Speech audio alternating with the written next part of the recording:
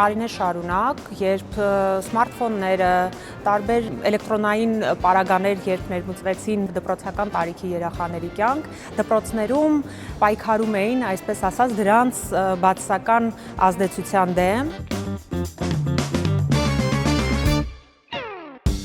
Ուսումնասիրություններից է պարզ դառնում, որ երկարաժամկետում դրանց անհարկի ու երկար օգտագործումը բերում է սովորողների հոգեկան, սոցիալական և ուսումնական դժվարությունների։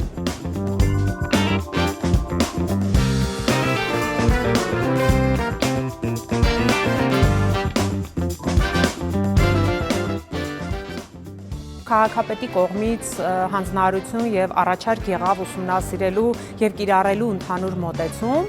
պարզվեց, որ սպասում էին նման մի որոշման։ Մենք առաջարկեցինք այդ պայմաններն ու կանոնները ներառել դպրոցների ներքին կարգապահական կանոններում և այդ մասին իրազեկել և սովորողներին, և ուսուցիչներին, և իհարկե ծնողներին։ Դա արվել է Երևանի ենթակայության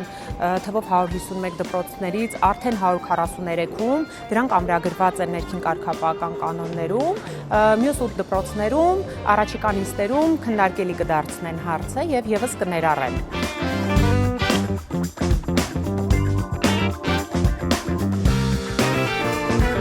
Դասերի առաջին ժամին իսկ սկսվելուն վեր մենք հեռախոսները հանձնում ենք և դնում տուփի մեջ։ Որևէ խնդիր չենք ունեցել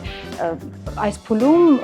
եւ մանկավարժական համակազմի եւ ծնողական համակազմի, ինչպես նաեւ սովորողների կողմից արձագանքը դրական է եւ ամեն բան արվում է կարգուկանոնը ապահովելու եւ ուսումնառության ցանկալի արդյունք գրանցելու համար։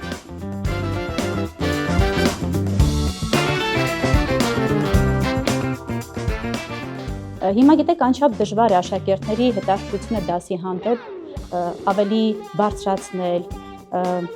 գրավել նրանց ուշադրությունը եւ երբեմն մենք դիտում ենք նաեւ ժամանակակից տեխնոլոգիաներին։ Հիմա արդեն նոր չափորոշիչով դասագրքերում կան QR շատ ծածկագրեր եւ դասապրոցեսին մենք օգտվում ենք այդ ծածկագրերից։ Նախապես, եթե ես գիտեմ, որ դասին պետք է կիրառեմ QR ծածկագիրը, նախապես իրենց ասում եմ այդ օրը այդ ժամին անպայման ունենան հեռախոսներ համացանցը, որպեսզի կարողանանք նաեւ կարդալ, լսել, չէ՞ որ այնտեղ կան նաեւ հետաքրքիր նյութեր ու երգեր, բանաստեղծություններ։ Ցանկացած իրավիճակում տեխնոլոգիայի նորամուծությունները պետք է օգտագործենք ի նպաստ նոր գիտելիքի ձևավորման եւ մնացորդային գիտելիքի ամրապնդման։ Ուսուցման համար հեռախոսների օգտագործումը շատ արդյունավետ միջոց է յուրացված նյութն ամրապնդվելու համար։